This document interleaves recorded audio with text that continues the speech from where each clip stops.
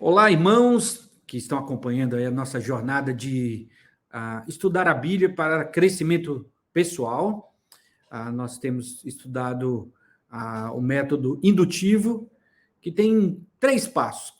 O primeiro passo, observação, interpretação e aplicação. E como eu mencionei os irmãos e as irmãs, nós vamos entrevistar pastores que têm usado o método de estudo bíblico indutivo para a preparação do seu sermão. Como eles fazem a observação, como eles fazem a interpretação e aplicação. Mas, principalmente, nós focamos na observação, porque nós queremos que os irmãos sempre orem lá o Salmo 119, 89, abre os meus olhos para que eu contemple as maravilhas da lei do Senhor. Por isso, essa ideia de trazer pastores que estão ali no dia a dia usando métodos de estudo bíblico para fazer as suas observações, tirar as verdades do texto, tem sido tão importante. E nessa semana nós temos aqui o privilégio de ter o pastor Jeremiah.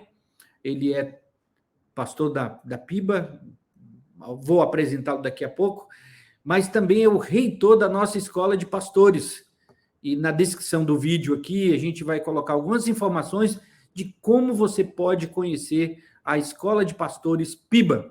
Então, vou chamar aqui o nosso querido colega. Olá, Jeremiah, tudo bem? Olá, Bima, tudo bem? Como a gente não sabe que horas que as pessoas vão assistir, né? Então, aqui a gente dá um bom dia, boa tarde, boa noite.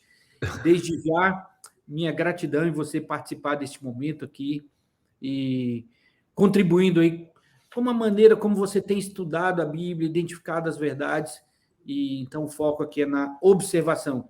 Mas fale um pouquinho de você, do seu ministério, de sua família, por favor.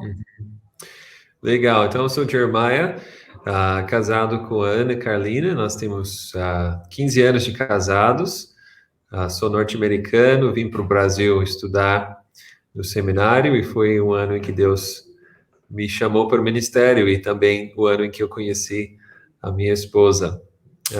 Então nós casamos em 2006, hoje nós temos uma filha, a Manuela, de 5 anos. Então, essa é a nossa família. Nós pastoreamos a igreja, a nossa congregação, que na verdade já é uma igreja independente em Terra Preta, durante 6 anos.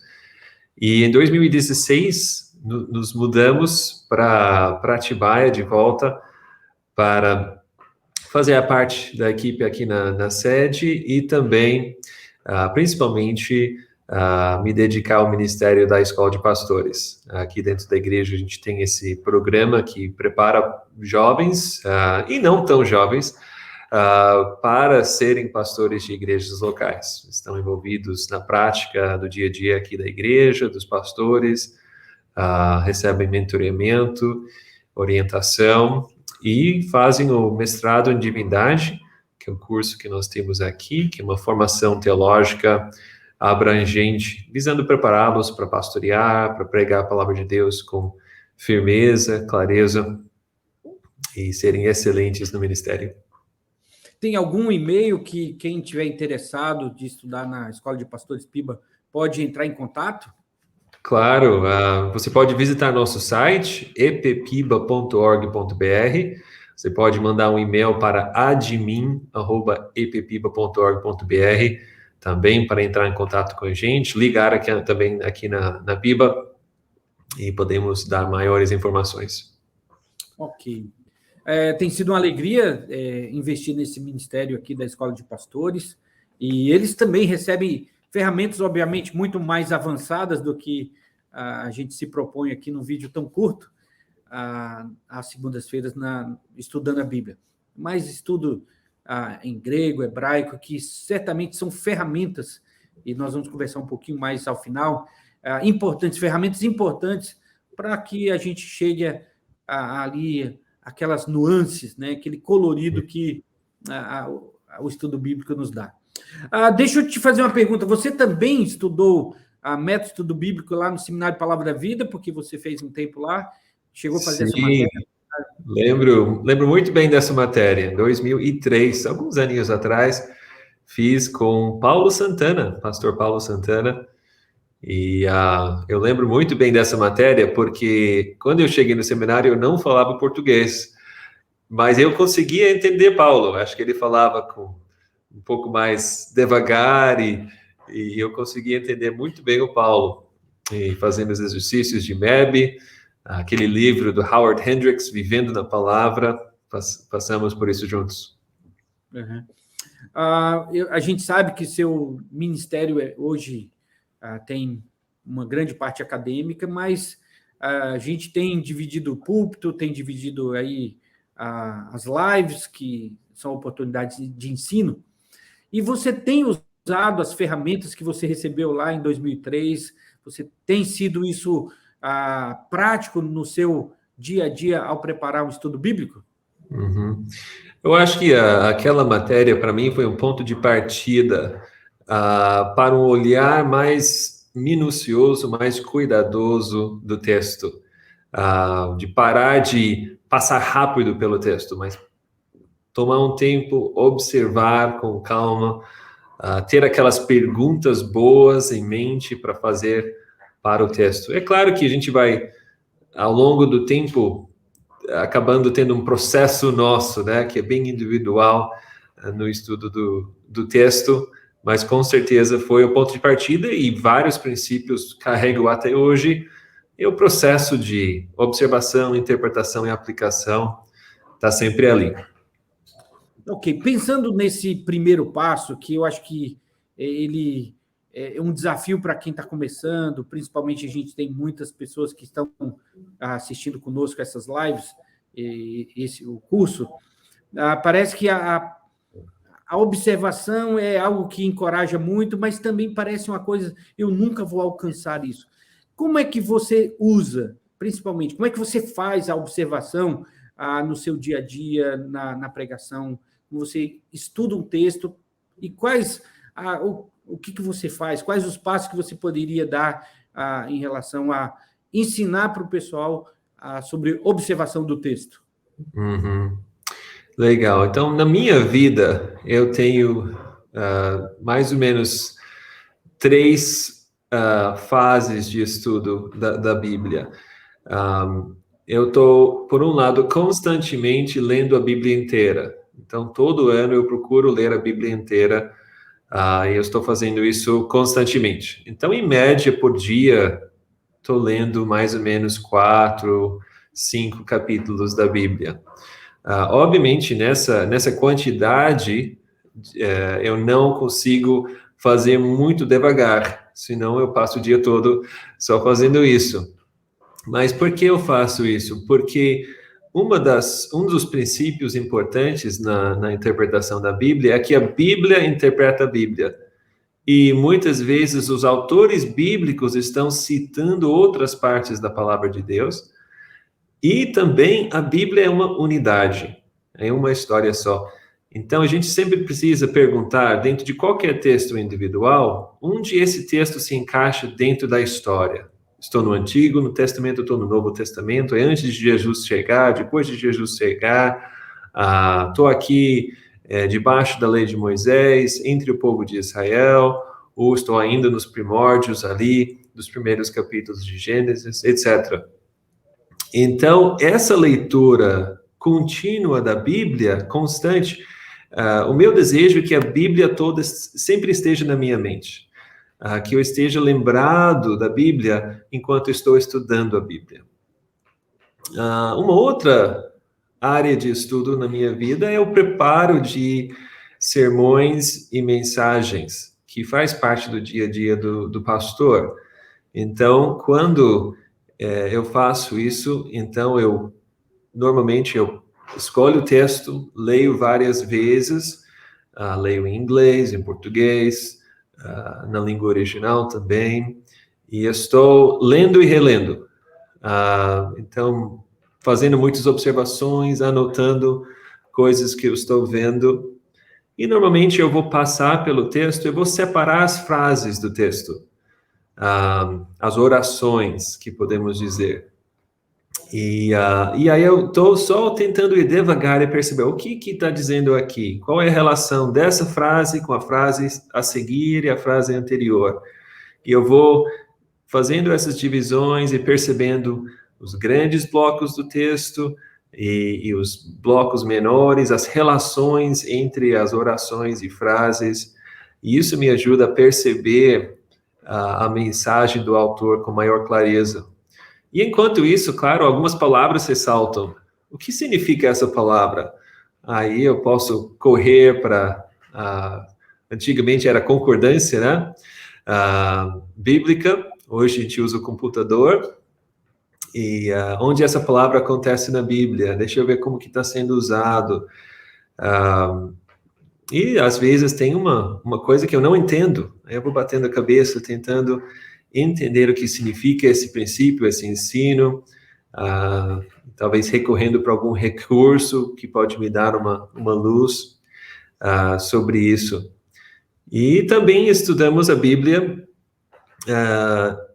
no contexto do ensino na EPPIBA, e fazemos aulas de hebraico com os alunos, sou um professor de hebraico, e nossa intenção é entrar nos pormenores da língua e entender com ainda maior clareza. Graças a Deus temos boas versões bíblicas hoje, em português, em inglês, então nós temos acesso à palavra de Deus, graças a Deus, mas é sempre gostoso voltar para o hebraico, voltar para o grego e perceber alguns nuances tão empolgantes, também firmar ainda mais algumas convicções,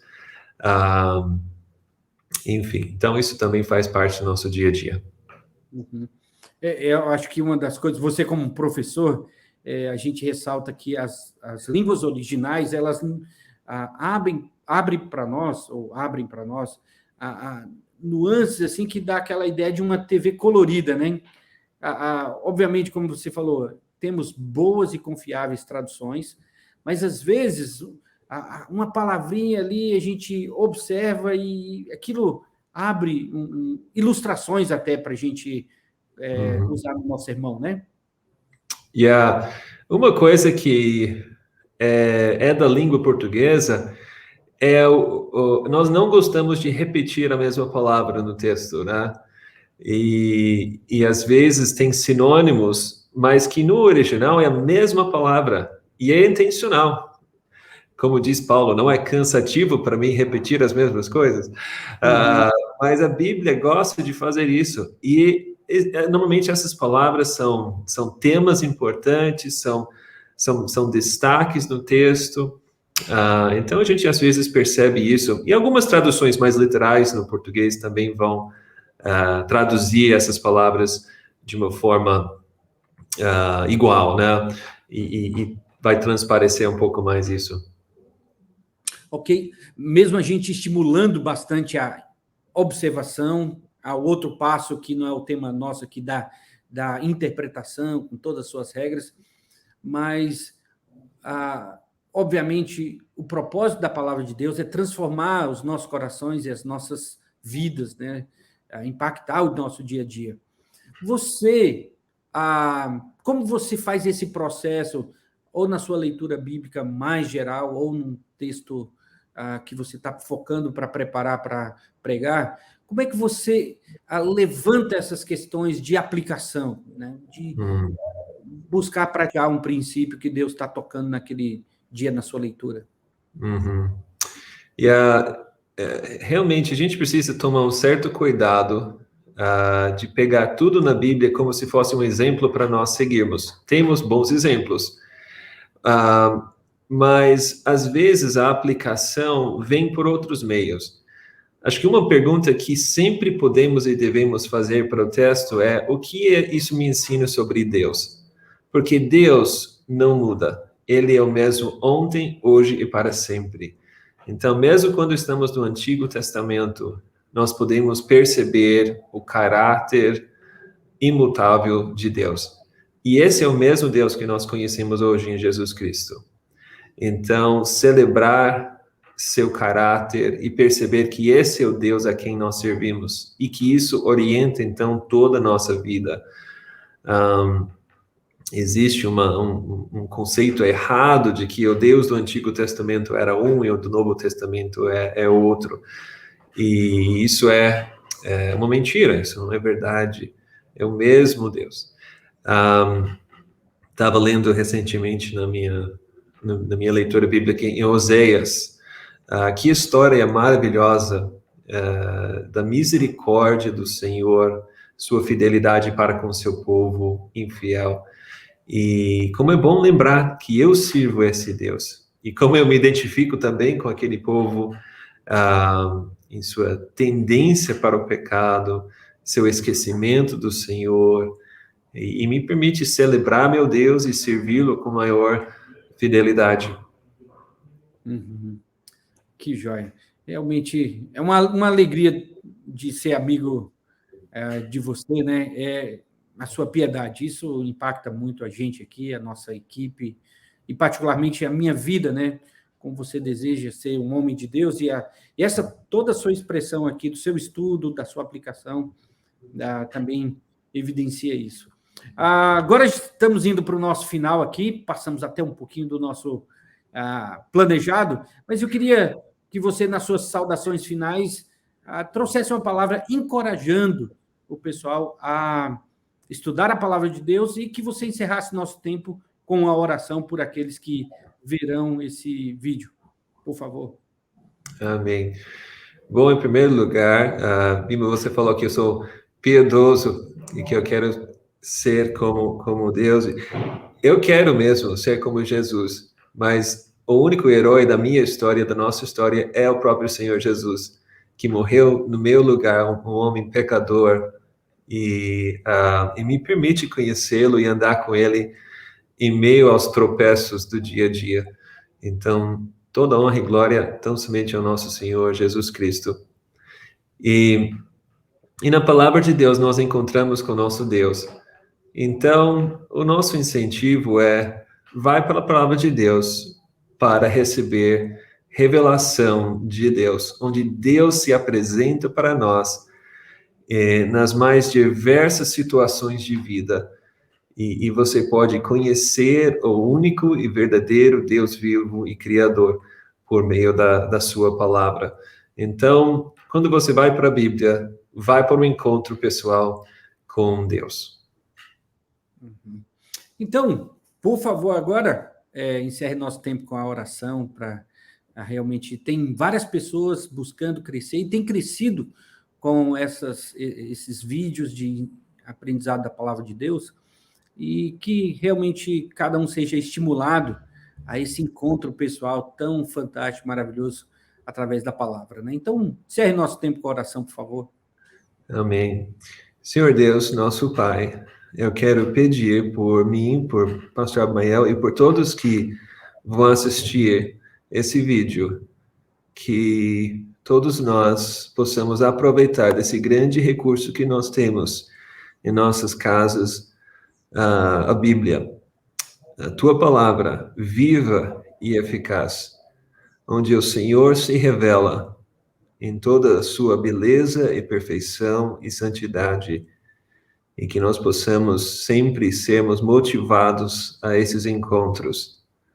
Que o fato que a Bíblia seja tão acessível para nós não se torne motivo de desprezarmos as Escrituras, mas sim um motivo de multiplicar as oportunidades que temos de termos um encontro com o Senhor. Te louvamos e oramos no nome de Jesus, nosso Senhor e Salvador. Amém. Amém. Jeremiah, muito obrigado. A você que assistiu, também o nosso muito obrigado. E que Deus abençoe esse momento, esse compartilhar na sua vida para crescer com Deus e no conhecimento da palavra. Jeremy, muito obrigado. Deus abençoe. Fiquem com Deus. Obrigado. Deus abençoe.